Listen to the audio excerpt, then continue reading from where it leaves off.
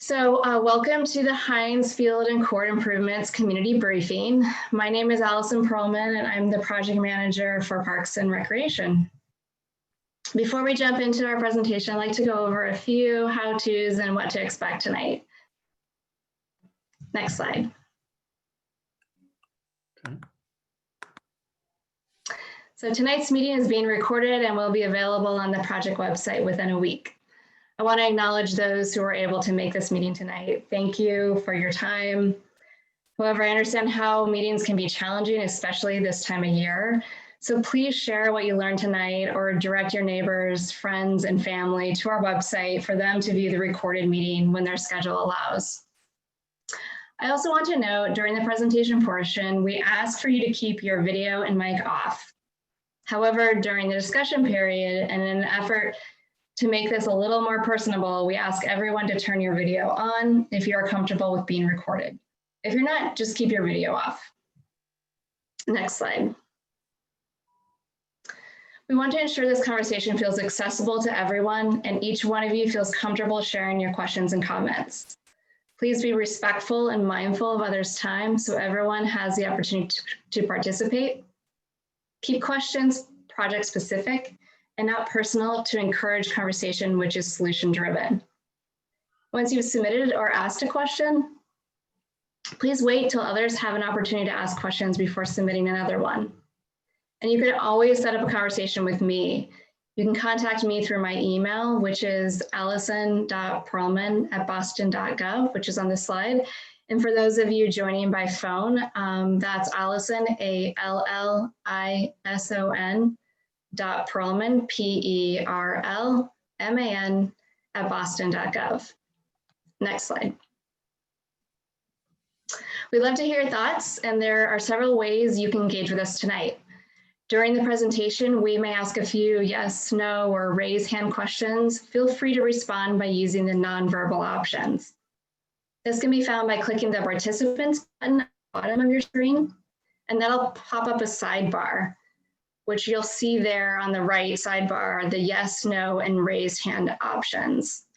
So let's go ahead and try it out and make sure everyone's comfortable using the Zoom and the nonverbal options. So my first question to you is, how many of you use the park for organized team sports? If you could just click the participants button, and then on the right, you'll see the yes or the raise hand option, and just raise your hand if you use the park for organized sports.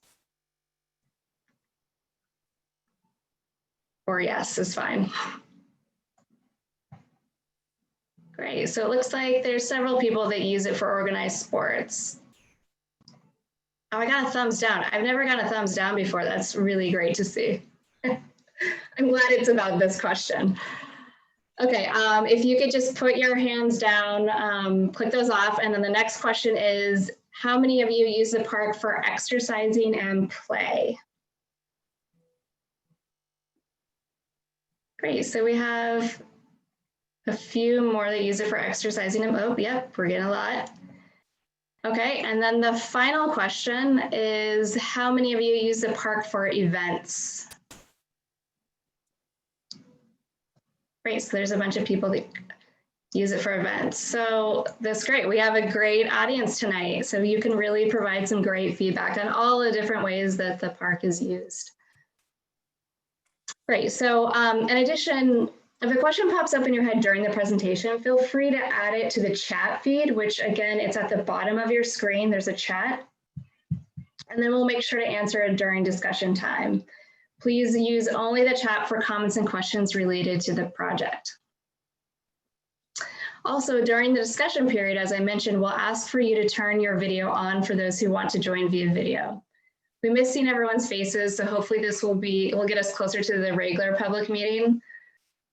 You can continue during that time to add questions and comments via chat during the discussion, or you can use the raise hand option to ask a question live. So if you're joining us by computer or a tablet, you can again use the nonverbal options to raise your hand, and then we'll call on you and you can unmute yourself and ask the question.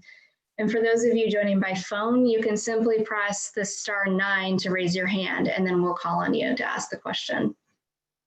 And I know this is a lot for anyone that doesn't use Zoom all the time, so we'll make sure to bring this slide back up during the discussion time. Hopefully that takes care of all of our housekeeping information. So next slide. So tonight's briefing will start with a presentation, which includes an introduction of the team, an overview of the project, and the site analysis presentation, and then open up for discussion with you all, followed by any closing remarks and next steps. Next slide. I'd like to acknowledge our exceptional team for the project. From the Parks Department, we are joined by Christine Brandow, who is the outreach coordinator, and she also helps us establish Parks Friends groups. In addition, from Warner Larson Landscape Architects, we have David Warner, who's president. Good evening. Samir Bote, who's design director, and Anton Alameda, who is a landscape designer. In addition, I believe we have from City of Boston Office of Neighborhood Services, Jack Dugan, who's somewhere in the crowd there. Great. Okay, so project overview, next slide. Hynes Playground was established in 1957, and since then the playground has gone through many renovations over time. Most recently, a playground renovation in 2007. Once design and construction is complete, our maintenance team takes over until the next renovation. 311 also supports our efforts to meet the needs and concerns of the community. I don't know how many of you used 311 before, but I know that I use it for work and personal. When there's, let's say, I don't know, a tree down in our neighborhood, then I can use 311. You can either call on your phone or you can use the 311 app. And I find it a really great tool to communicate city or parks related concerns and issues. So I encourage you to use that tool. Next slide. So this specific project is kicked off tonight with your help to better understand the needs and concerns relating to the fields and courts at Hynes. We will follow this meeting with design development and construction documents through spring, and we anticipate construction to start in fall 2021 with a construction budget of $1,238,000 and reopen in spring 2022. Next slide. There are a lot of considerations guiding public park design, which includes community input, such as tonight, safety and regulatory guidelines, City of Boston priorities, and parks and recreation goals. Next slide. During project planning, we prioritize expanding park access, addressing equity and climate resiliency, promoting public health, and building strong communities. Next slide. We also prioritize park-specific goals, which overlap with the city priorities and include the creation of parks which are accessible and available to all, provide diverse and balanced programming, promote meaningful and inclusive community engagement, create adaptive and resilient landscapes, and promote connection within the neighborhood and the broader community. Next slide. For this year's Hynes project, we are focusing on the fields, including drainage, infield repairs, and related furnishings, and court repairs. The playground is not part of this capital project. So with that, I'm going to turn it over to David. Okay, thank you, Allison. On behalf of our team, we're very pleased to be working with Boston Parks and your community. And this is the very first start of the project. So it's very important to be able to get your input at this early stage. I'm going to be talking about some of our observations about the existing conditions. We've been out to the site, and Anton is our drone pilot. He took this picture so you could see it as it currently exists from the air. First, we would like to take a big picture view of the neighborhood surrounding the park. The blue circle represents what is about a 10-minute walk from the park. And of course, that immediate neighborhood is what's served for a lot of the daily use as far as how neighbors can come to the park on a regular basis. But of course, This park also has the sports component where people come from outside of that blue circle zone, the playground as well, which is not part of this renovation, but we also want to look at other resources in the area as far as other parks and their proximity. And one thing that's very unique about this location, as I'm sure you all know, is the fact that the town of Brookline and Boston town boundary, city boundary, goes right through the northeast corner of the park.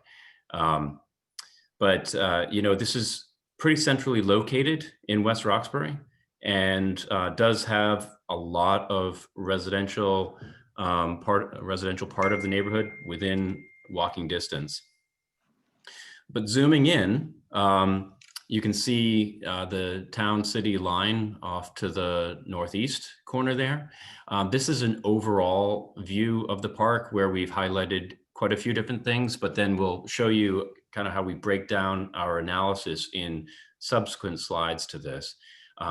Basically, you know, as far as the sports are concerned, you have an existing softball field, and we're showing the 200 and 220 foot outfields so you can see how that relates to the different age groups for softball.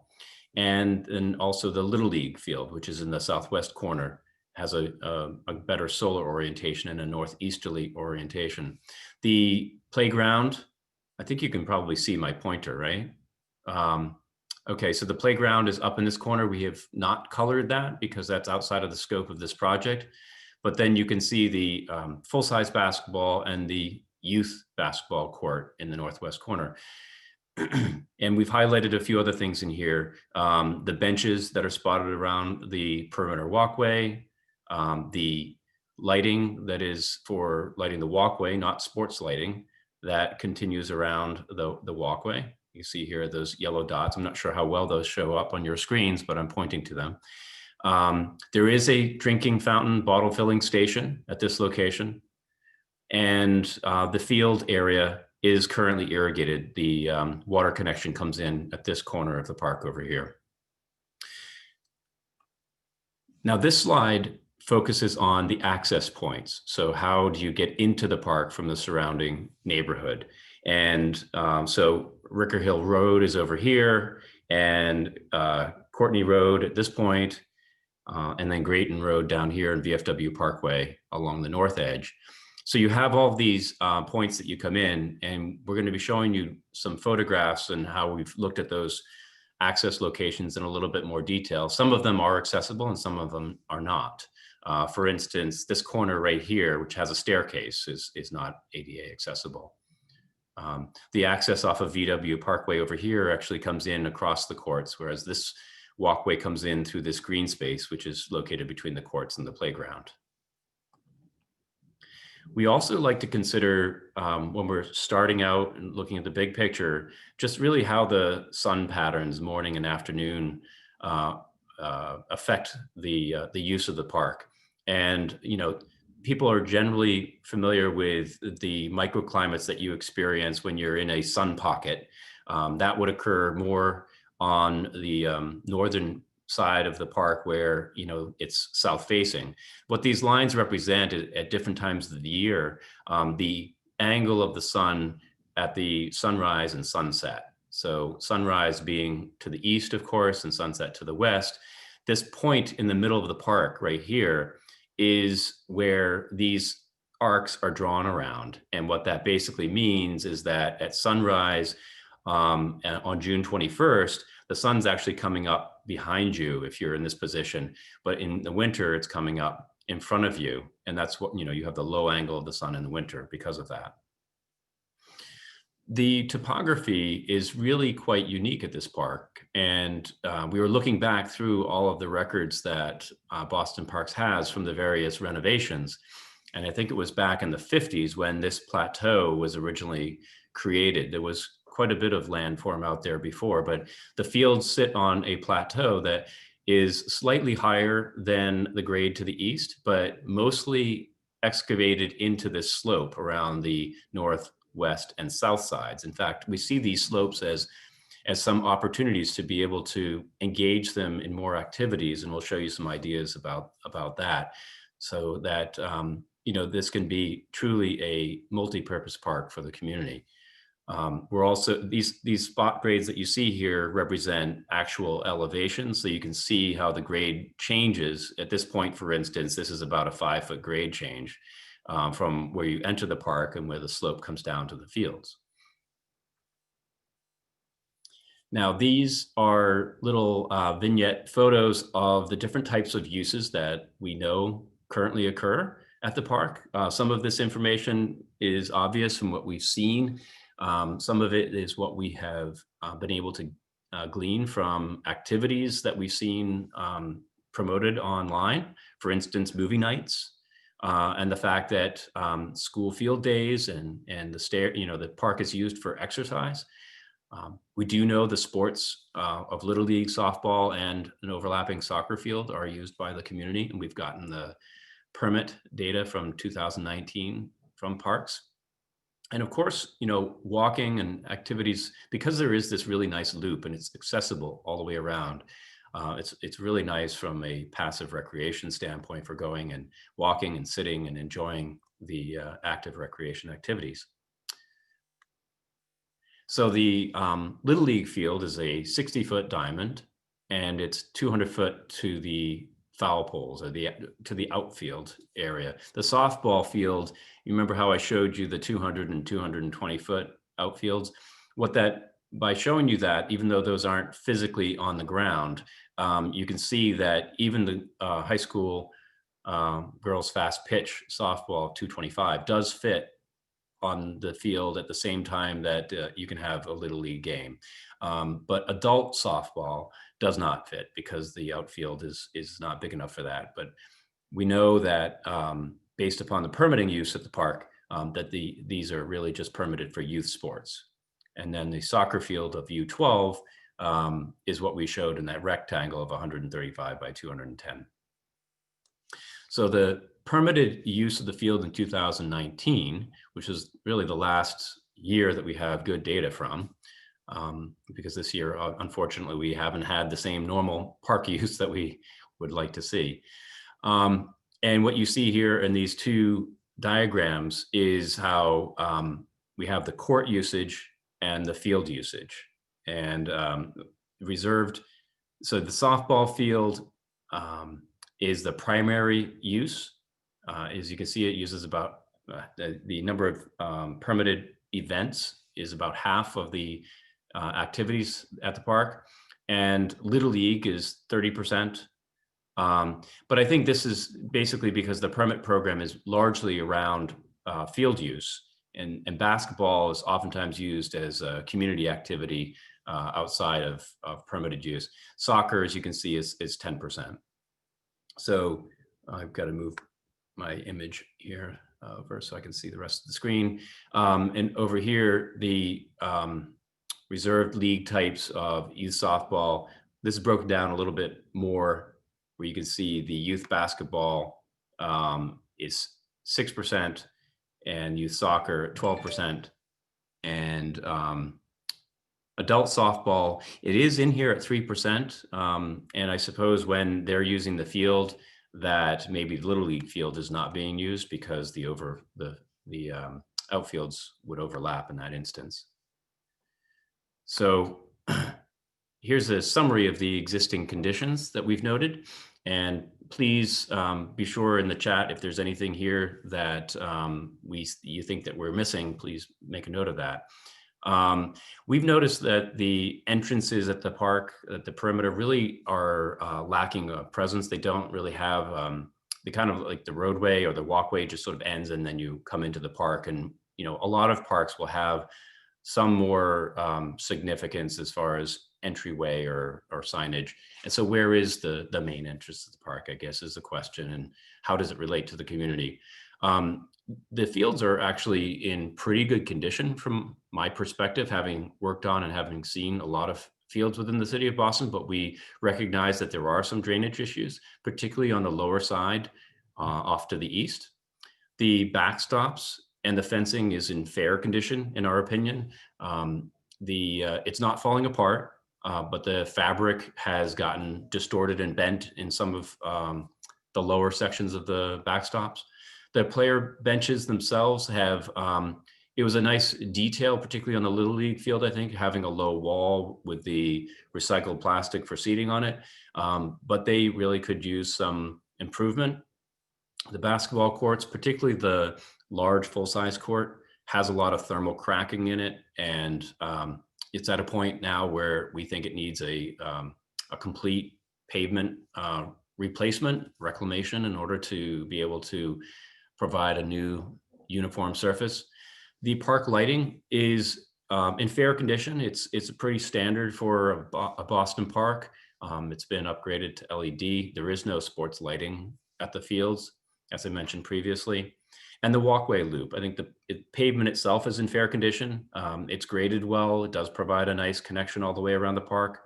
Some of the benches, particularly around the walkway itself, we rated as in poor condition, although the ones that are over by the playground are newer, and those are using a plastic slat. Those, I think, are in pretty good condition. The tree canopy, which we've identified in the site analysis, is interesting. There's some mature trees. There's a lot of open mown lawn on the slopes around the perimeter, and we think there's an opportunity to increase the natural vegetation at the park. So here are some of the pictures noting our observations. And as I was mentioning, how the access to the park, really doesn't have a sense of park entry or presence, as we say. As you can see in the top right picture here, this is on the lower side of the park over by Courtney Road. It has a barrier gate. It's obviously accessible, with the chain link fencing coming up to it. But do we want to do more at those locations? This one is over at Ricker Hill Road in a similar type of a situation. And then, of course, the staircase coming off from Grayton Road. So these are pictures showing the Little League backstop and the team benches, the ones I was mentioning, that are built on a wall with the plastic cladding top to them. And you can see here how some of the fabric has gotten distorted from the soft toss of balls and the use over time. The infields are collecting water. The day that we went out there, it was pouring rain. So you could see, we really wanted to go on a day when it was pouring rain, and we were walking around with our umbrellas to see where the drainage issues were. And, I was really surprised to see that the area around the backstops that I would have guessed, particularly the Little League backstop, may have been wet and maybe impassable, was fairly well drained, to be perfectly honest. But the infields, the mix is depressed a little bit relative to the turf. The lip along the edge has developed so that it's catching water. These are areas that definitely need attention. So you can see here the two different courts. This is the youth court on the left and the full-size basketball court. It's not just the color surfacing that's worn here. The larger court has a lot of cracking in all the way through the asphalt, and could be, that's the one we know needs to be really renovated. The curbing around the edge, I think, does present a little bit of an accessibility issue in some places, and we need to take a close look at that as well. So here's a picture showing some of the furnishings, the bench in its condition and how it's kind of perched higher out of the ground with the grass around it. It's not as accessible as we'd like to see, but and those are typical around most of the walkway. But this is the location over by the playground where I said the benches are actually in pretty good condition with the plastic slats. And then, of course, the drinking fountain bottle filling station. This is the current Boston Parks standard that we like to see in all of the parks. And this appears, even though we didn't see it functioning, it was winterized already. To our knowledge, it is functioning well.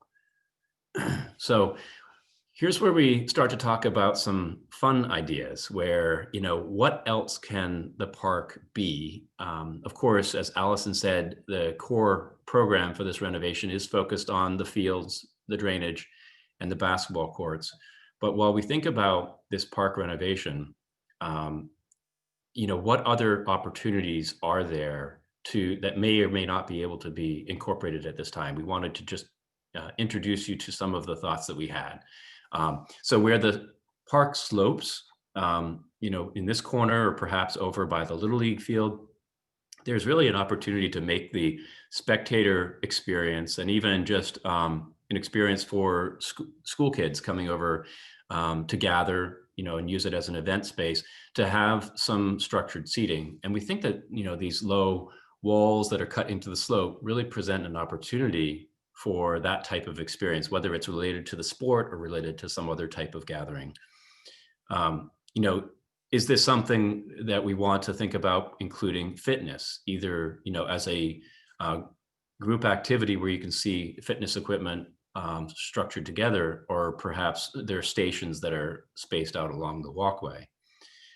At the park entry points, it could be something as simple as, something that we're showing in this picture with some granite bollards and possibly a chain or something like that, a chain, fence, gate, where the entry has something of more significance than the way it's currently structured.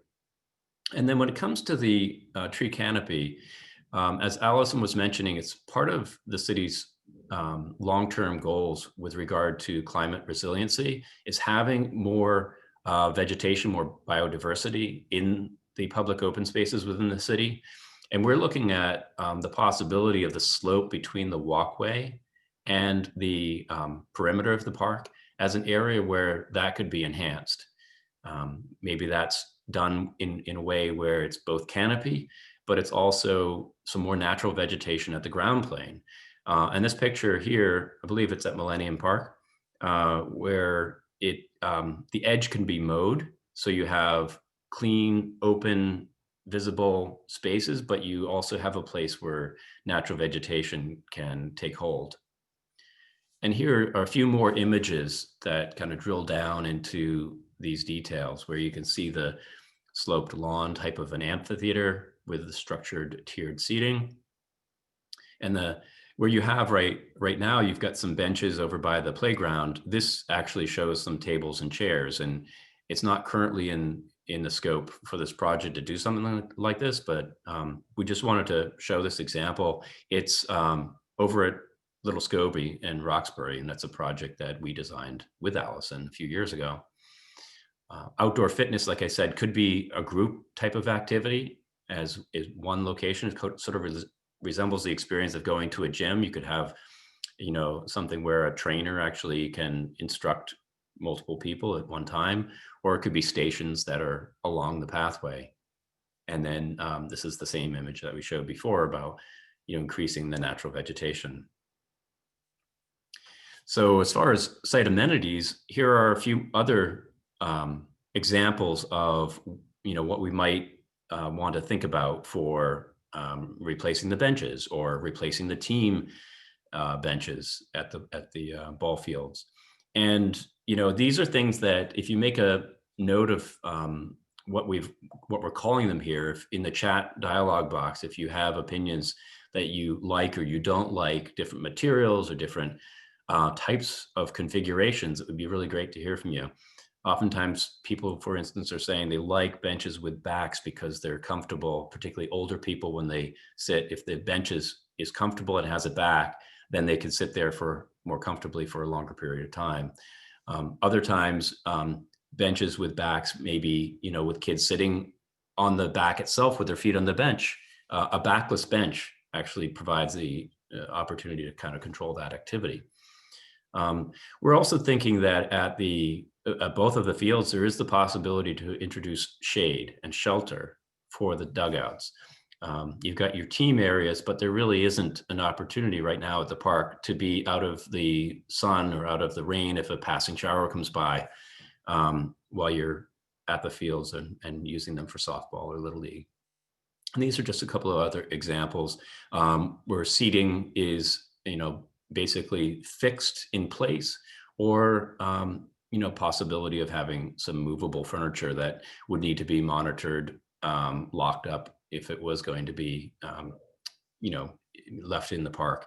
And then this is an example of a picnic table, for instance, that's using recycled plastic material. I didn't really talk about these two here, but at the team areas, if the benches were potentially multi-level, this would be an opportunity, used maybe in conjunction with some wood or plastic cladding on them to allow for more seating. So that was our last slide. I think at this point, we'd like to take a look at the chat dialog box. And I know Anton has been monitoring it. I need to turn off my slideshow in order for me to be able to see it.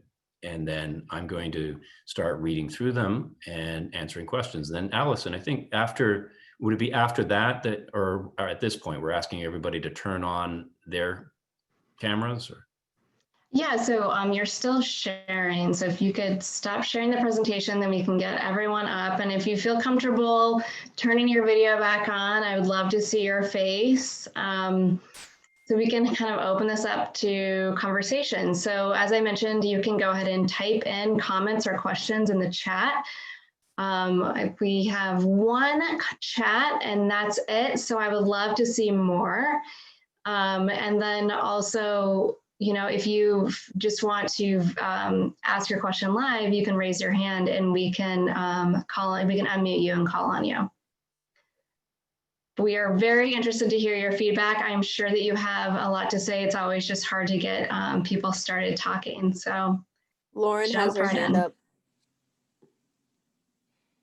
Okay, go ahead, Lauren.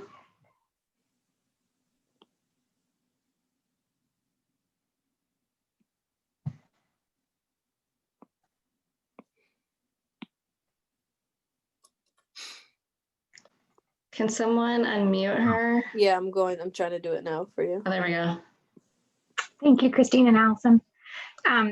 So I wanted to make a couple comments. First of all, thank you guys for doing the presentation tonight and all the thoughtful looks at the park. For reference, I live over on Maple Street, so I'm a resident that can walk to the park. My kids also both attend the Kilmer School. It's right there, and I'm also the co-chair of the parent council at the Kilmer. So between my family and some people at school, I have a few comments. One, my son is in the run club at the Kilmer. And in case you guys don't know that, the upper school, which is the 4th to 8th graders, do a run club. And when we're in school, every Wednesday morning, they run at the field. And they also then prepare to do 2 5Ks together throughout the year after doing the running at the field.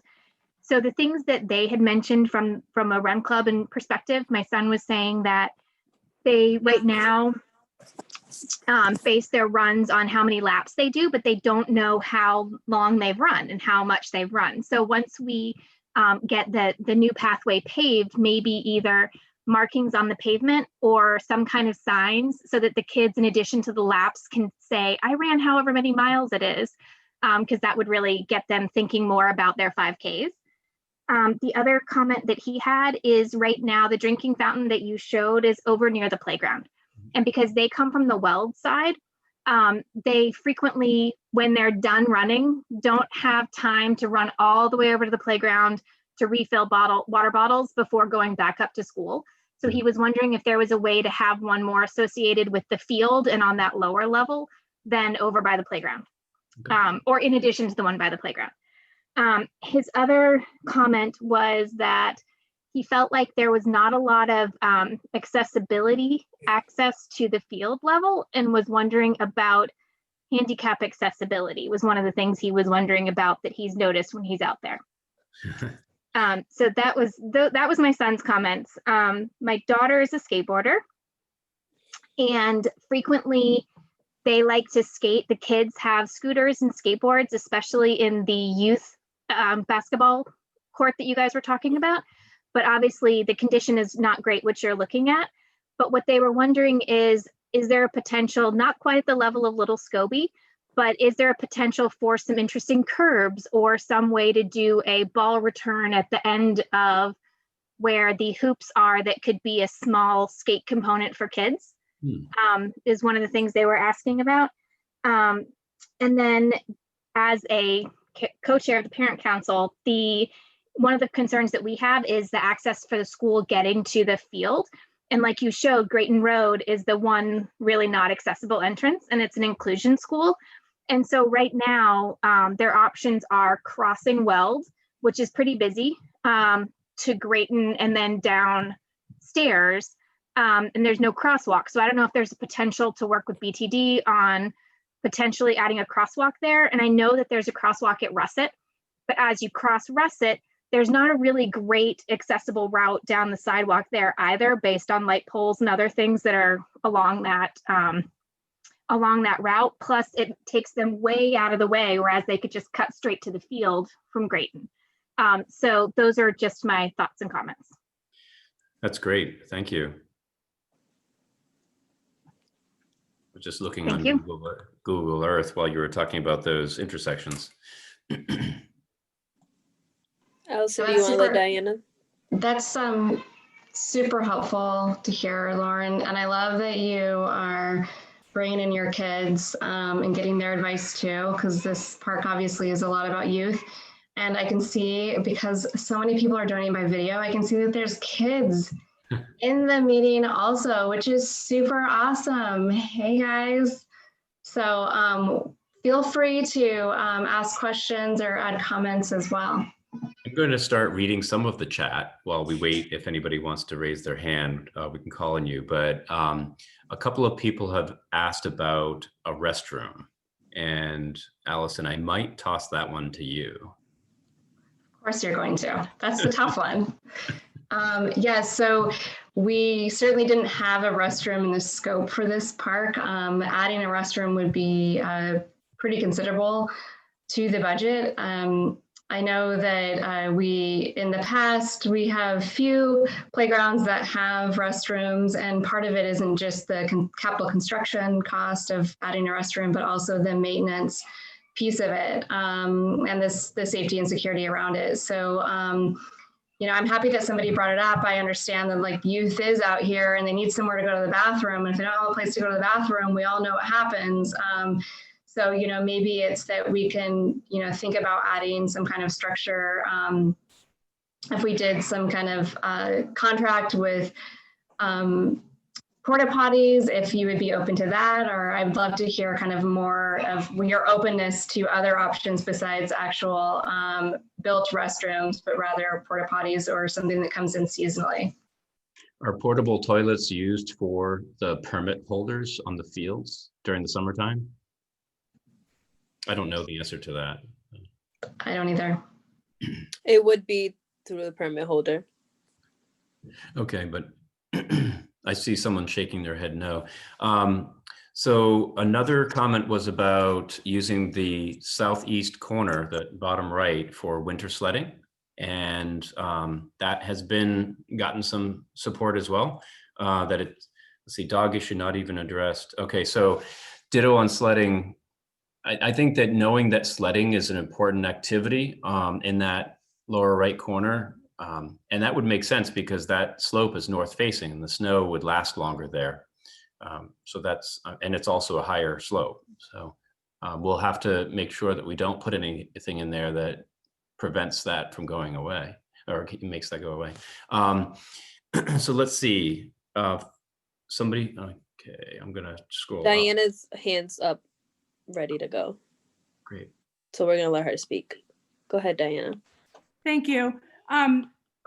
So I'm wondering, and this goes to Bob's question, that I'm wondering if there's going to be anything about having a section for dogs, because people think this is a dog park and it's not. And my husband's been bit by a dog there. We've gotten yelled at. When I run there in the morning, I'm often charged by dogs. So we've called the city several times. I don't know if there's a way to put an area for dogs to run around freely. I am not against dogs when they're on leashes, but it's a real problem. I have kids who are terrified of dogs because people are out there. And also, you know, if it's nighttime and people are letting their dogs run in the middle of the field, they're not cleaning up after them. So it's just a huge problem that is never addressed. That's all. Thank you. Thank you, Diana. And Christine, you may have to come in here as well on this question, but this comes up at a lot of parks, and I guess that I understand it's a real issue. I also have young kids, and so it's scary when I see dogs off leash and they're charging towards my kids.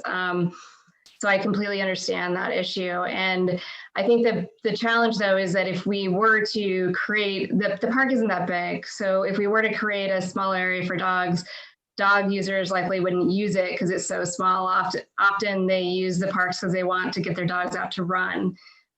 So I'm afraid that we would take a piece of the park that maybe is important for other uses, designate it for dogs, and then it wouldn't be used. And so I think that the strategy we have to think about is, how do we change that behavior? And I know that part of that work has started in working closer with animal control, which is now housed under the Parks Department. And so we're starting to figure out how to do a better job of that and making sure that park users keep dogs on leash if they're allowed at those parks. And Christine, do you have anything else to add to that? I mean, if there was a dog area, it would have to be maintained by a friends group, because we don't have the capacity to maintain an actual dog park. So that would be another setback for that. Yeah, so I understand this is a real concern, and we certainly don't want people getting bit, and that's partly us working closely with animal control and working closely with the police department.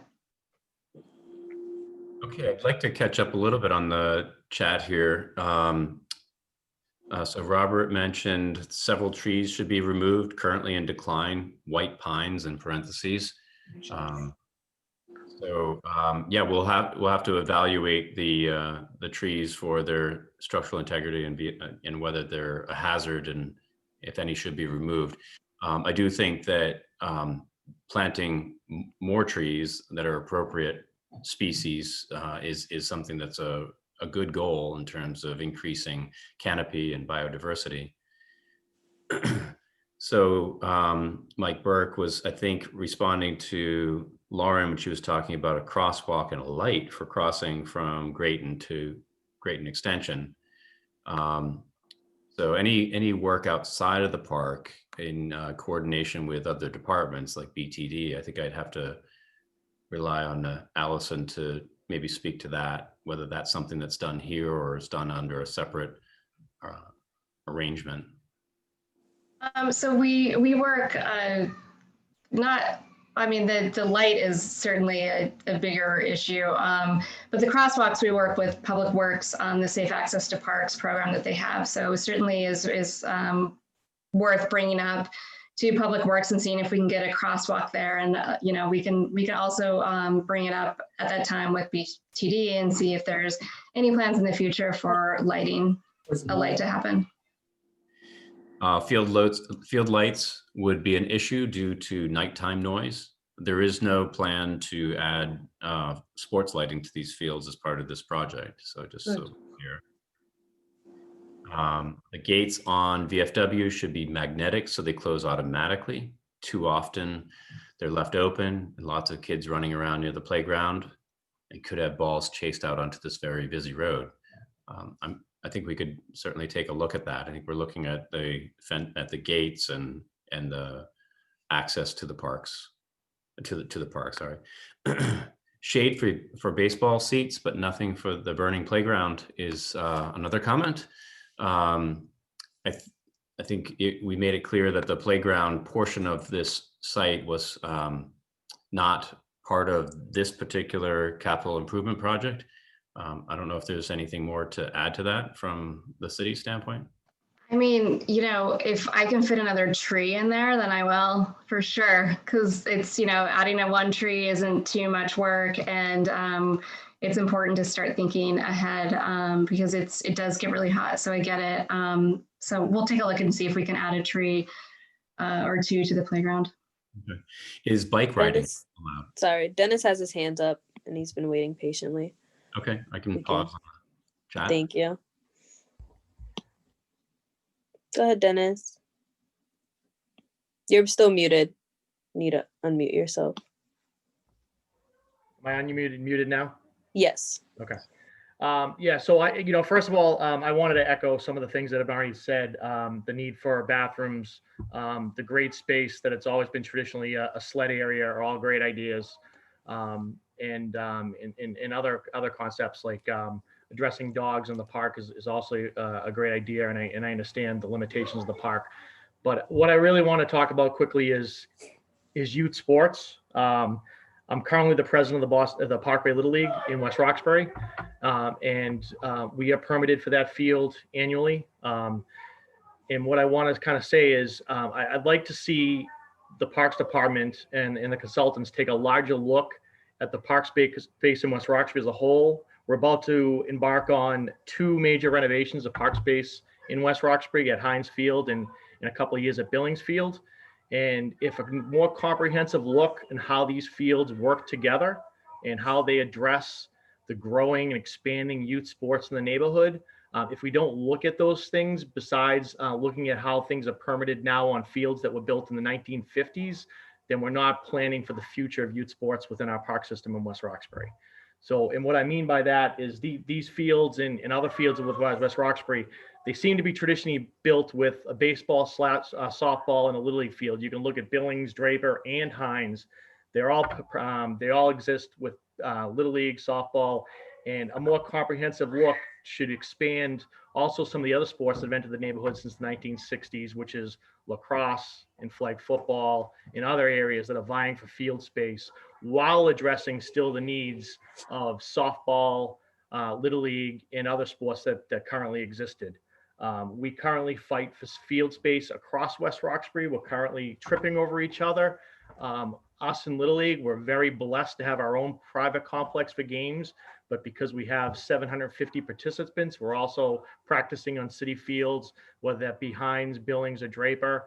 And I know Parkway girls softball, they are spread out across the city, which, I can't speak for them directly, but boy, would they love a facility that was planned purposely that they could host all their particular games, whether that be Billings or Hynes, as we address field space at Billings for other of these sports that are growing and expanding within our neighborhoods. So, those are some of the concerns that we're about to embark and spend this type of money on these particular fields without taking a real comprehensive look of what the neighborhood needs are. And we're really just rebuilding what was already built in the 1950s and 60s without addressing what the needs are for today and beyond, and you can look at other things. We look at the 2 basketball courts which are great, but there's pickleball for adult recreation. There's sport courts for different soccer and lacrosse needs. There's all kinds of things from spaces that I'd really like to see these projects take a real comprehensive look across West Roxbury and really plan this out accordingly before we spend this type of money. Well, I can start, Allison, if you'd like, with some of my thoughts on that. Sure. Yeah, I just want to, so thank you, Dennis. I just want to say, I think it's an important point, and I think it's challenging because when we live in such a dense urban environment, we don't have the facilities where you can just drive right outside of town and you have a huge complex for all the different sports. But we are lucky in West Roxbury that we have a lot of beautiful parks that can support the different varied sports that we have. And so it's an interesting idea to kind of work with the different users of those parks and think about this in a more comprehensive way. I just would love to hear, I know that Ed Coburn's here too, and I would love to hear kind of your thoughts. You're this girls softball league. So do you have anything to add to that, Ed? Hi, everyone. Ed Coburn. I'm on the board for Parkway Girls Softball. So thank you for this presentation. It's great to see the investment in the parks. I actually live a couple of streets away on Church Street, so we use the park regularly for both walking and softball. I'm glad to hear that you've acknowledged sort of the drainage issues and the sort of depression of the infield areas. I can appreciate Dennis's comments with respect to looking at how the fields are, taking a comprehensive look about how the fields are being used in West Roxbury. I would echo that the demand for fields is often pretty high, and we're often doing some horse trading with the Little League to accommodate field space. I know that there are some recent rule changes with respect to Little League that I don't think that there's a facility in West Roxbury that can accommodate those changes, and I think that there should be some consideration for that. Maybe upgrading one or two of the Little League fields to be a 50 to 70 field because of the rules changes that recently came down. Hynes is a great field. It's heavily utilized by parks and by PGSL. Our travel teams use it throughout the summer during the weeknights, and we had unprecedented participation this past year in the fall. Helpful that we were one of the only sports that could actually play. So it is our numbers aren't quite as high as Little League, but they generally are right around 300, and we're anticipating that we'll have that type of participation in the future. So glad to hear that you're going to address the drainage and the maintenance. Open to other creative ideas about how this space and how Billings Field could be reconfigured to accommodate the growing needs of West Roxbury. Love the idea of a softball only facility. I can say that the members of the board and the members of our league would love that. I don't know if that's a possibility, but that's just something that we're certainly open to, and the need is definitely there. Thank you.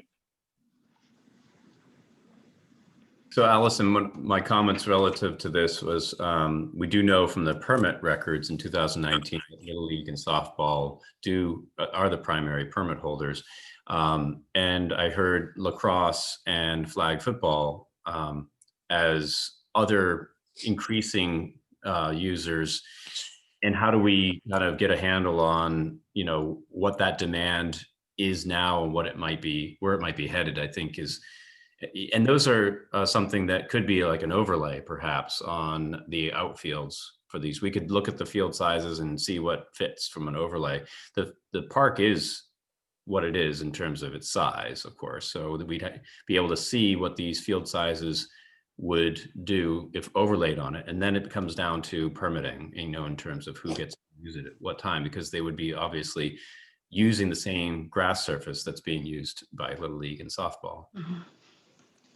Yeah, I think that just in the interest of time and everyone that's here, I think it's a great idea. And I think it makes sense that maybe we schedule a meeting with the park permittees and start to have a kind of broader conversation about that.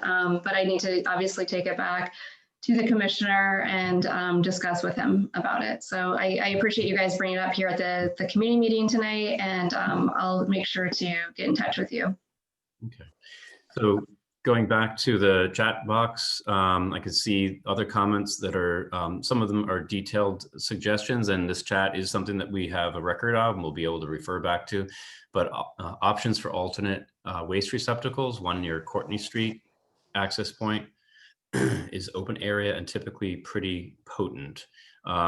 So that's something that, when it comes to trash and waste receptacles, we also have to think about how they're accessed by and emptied. We on parks that we've worked on, we like to put them in areas that are at gateways or near the access points so that they can be emptied as they need to be. Trees have been girdled. Parks maintenance is aware. Any plans to repair the perimeter fencing? The fence that borders my property, this is from Mary Beth Tumilty. My fence that borders my property was damaged several years ago and has never been repaired. Allison, I don't know, you want to comment on the perimeter fencing? Yeah, I did. When I was out there, I did notice a couple sections that we should repair while we're out there. So, if you want to just send me an email, again, it's Allison. Oh, you can see my name right here. So allison.perlman@boston.gov. I'll put it in the chat, and you can just email me and let me know where your house is, and I'll go and check out the fence as well. So Jean Staunton asks, are you replacing the actual walking path? I think we noted in our observations that the pavement is in pretty good condition, fair condition. We don't see the asphalt having been cracking or deteriorating. And it's the way it sits on the land and how it's graded seems to be accessible. And if there was an issue with its condition, configuration, or size, width, then we might need to do something about it. But as it currently stands, I'm not recommending it unless there's a need to change it. You have other thoughts on that, Allison, relative to the existing walkway? No, I think that it seems like there's a lot of interest here to do a lot of things. So I would rather not spend it repaving if we don't need to, but things such as what Lauren brought up about paintings on the paving could still be possible, even if we don't pave areas. Can the large poison ivy growth be removed? Well, certainly whenever we're doing a park renovation project, we are identifying if there is an invasive weed or a noxious weed like poison ivy, that it would be part of the vegetation management for that contract. And then it comes back to maintenance beyond that point.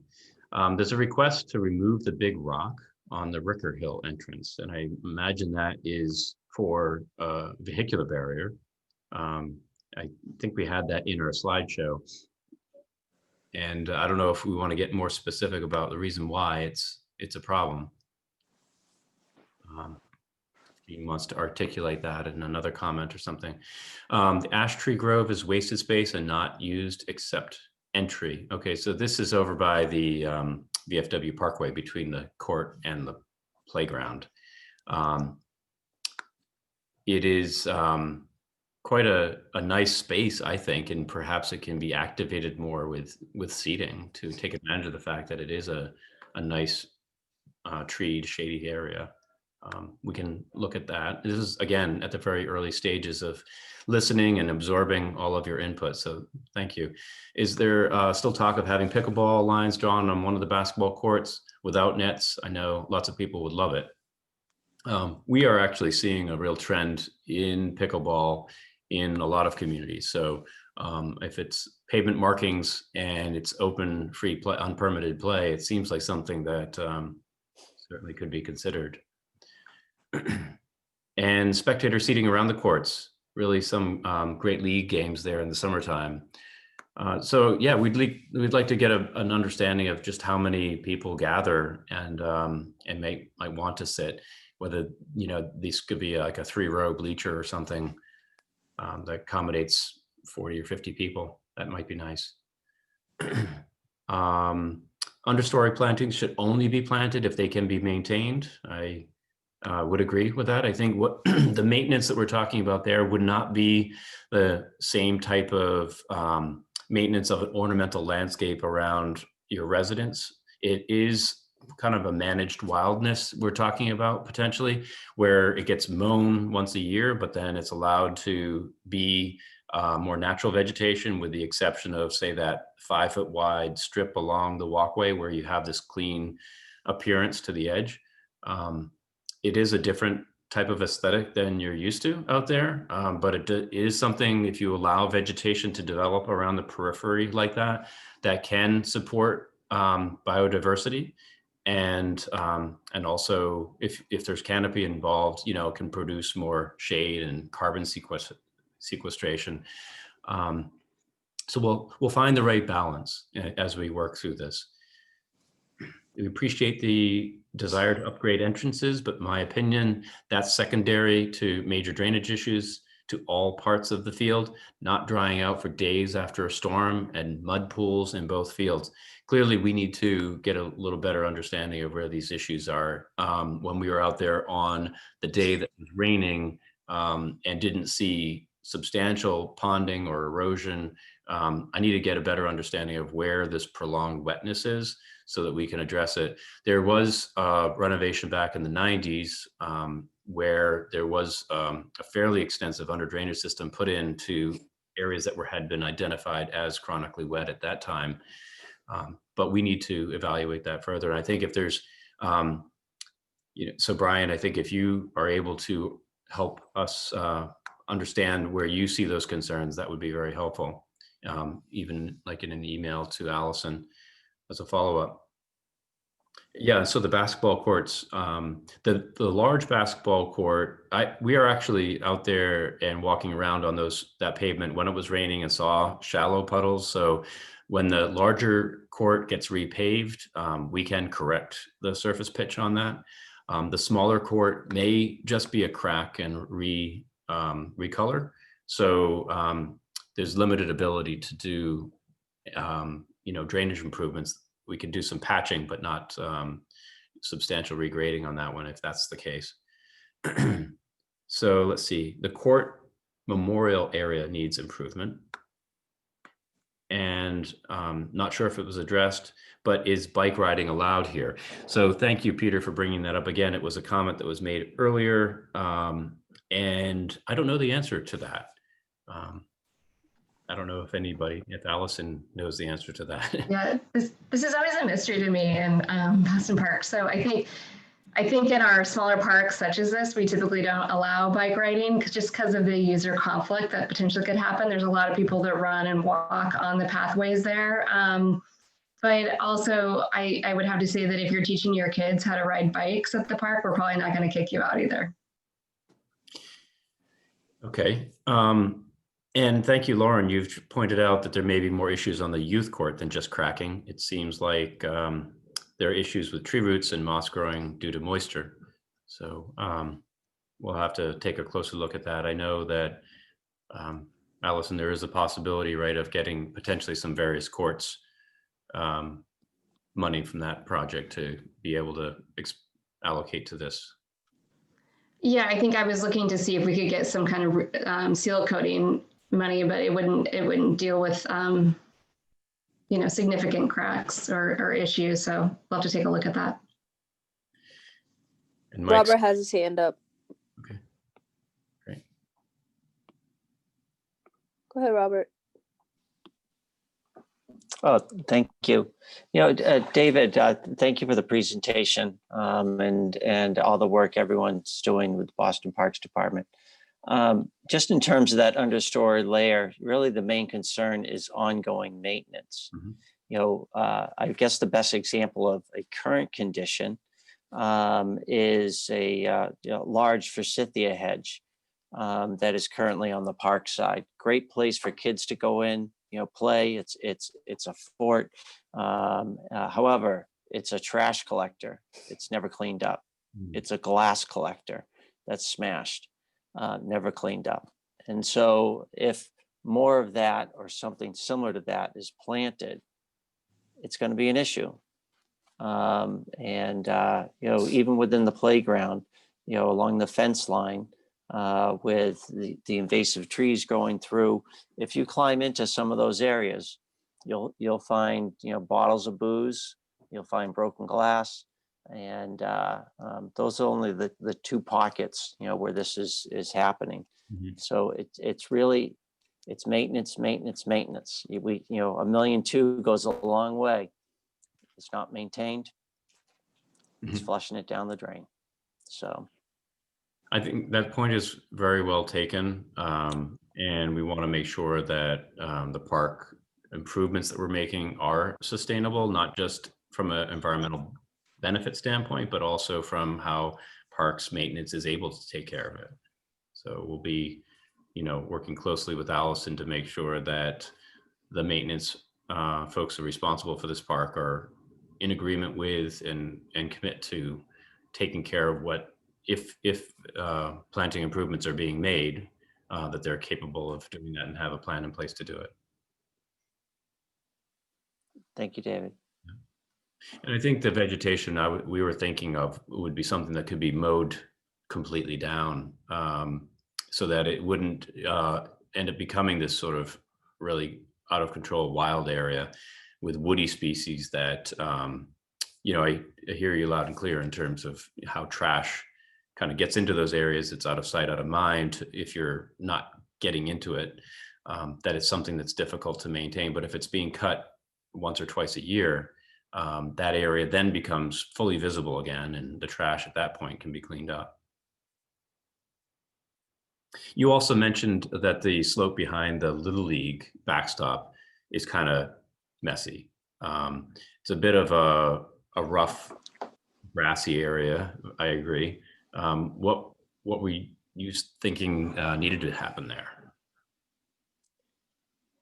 You know, I don't know. I don't know if the slope needs to be retained more, you know, and integrated into the backstop somehow. You know, is there an upper level? You know, certainly I think a concern of climbing up that backstop if it's closer to the slope or to an upper grade, you know, I would be concerned with that. But is there, you know, an upper viewing area? You know, if that bottom of that sloped area is retained somehow, and that the steepness can be navigated, because it is problematic. It's not string trimmed during the growing season, and it's typically just left overgrown. With the retaining wall and maybe an upper area that you'd have a reduced steepness on the slope that could be mowed more easily is kind of the end. Possibly. I don't know if do you increase the hardscape up in that area?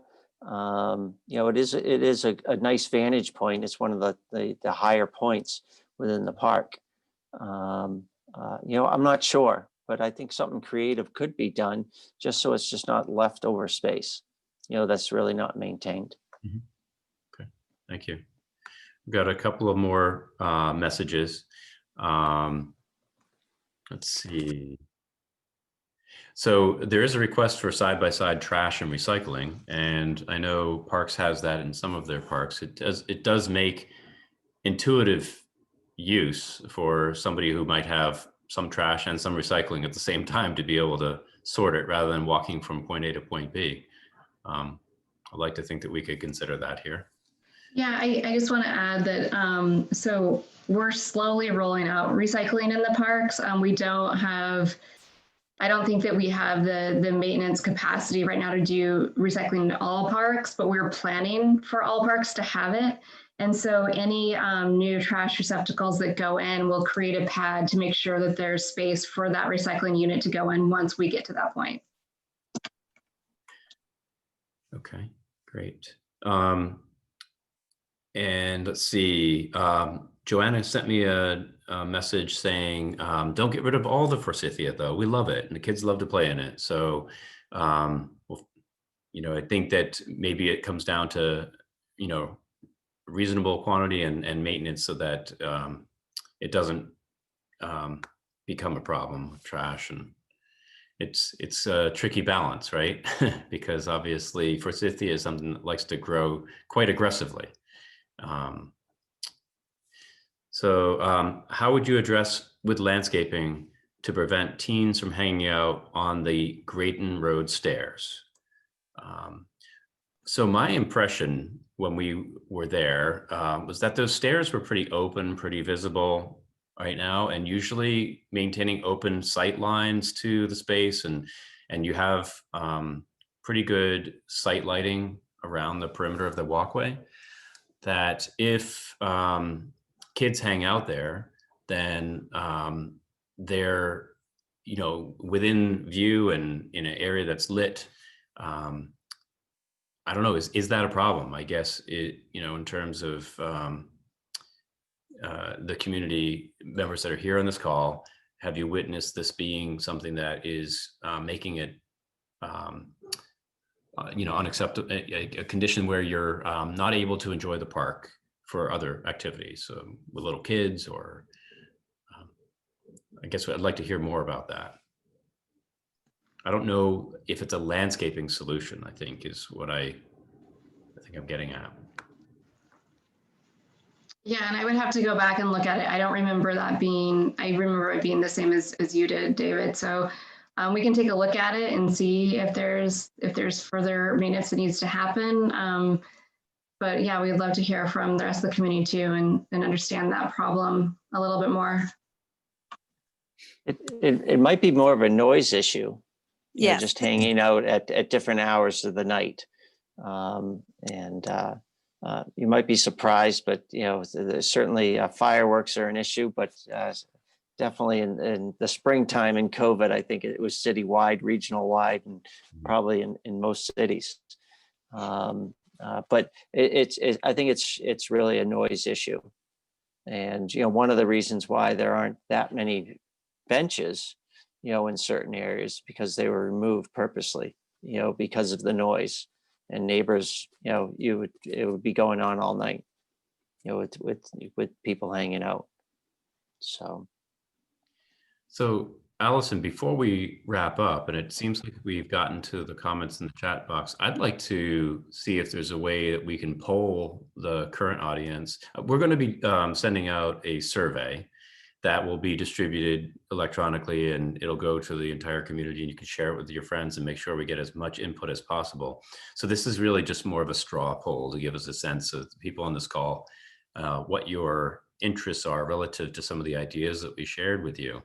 I just thought it would be interesting to know. I know Lauren often offered some follow-up on the amphitheater idea, thinking that was really great because it's how their school, her kid's school, utilizes this park, and how that could be kind of an outdoor classroom, because they don't have an outdoor classroom at their school. But making sure we don't put it in the way of the winter sledding, of course. And then, is outdoor fitness something that is of interest to the community? So maybe we just take those two and do a poll. If people want to turn on their, I don't know, it would be great if everybody could see each other, if you don't mind sharing your video. If you do, then you could also just put it in the chat box.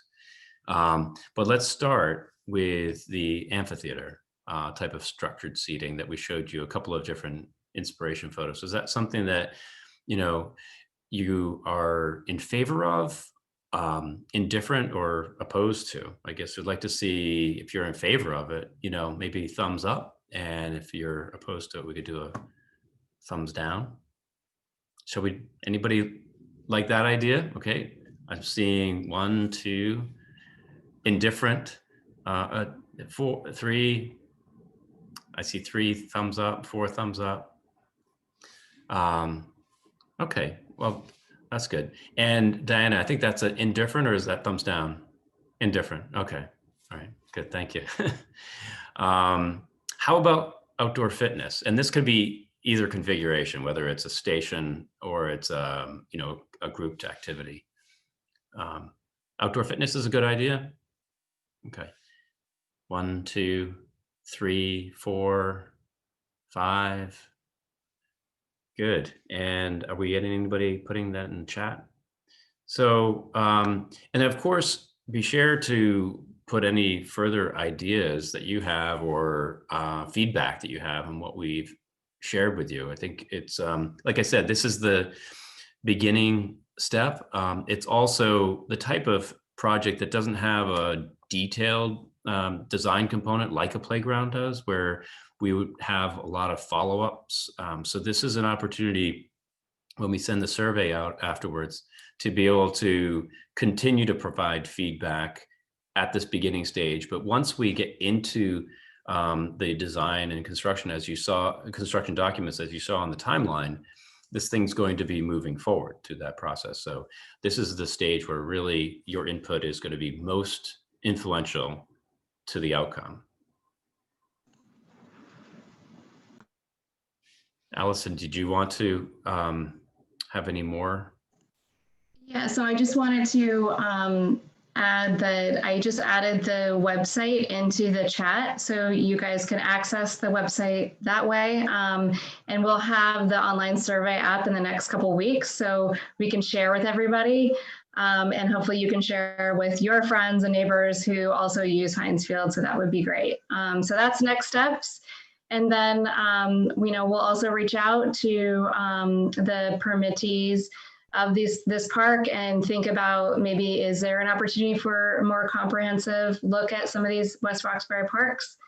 And then finally, we will move into the kind of design and construction documents phases, so that we can eventually get this rebuilt and renovated for everyone to use. I know is always the biggest question of when's it going to be open. So we also want to move that process along as quickly as we can, so that people can get back to using the great field. So thank you so much for everyone joining tonight. There's a great group of people here, varied interests, and there's a lot of kids here. And so I thank you for your time, and I thanks for bringing your kids into the meeting, and all of your great ideas and thoughts. And yeah, just we'll keep you posted on the website. So thank you. Thank you all. Thank you. Thank you.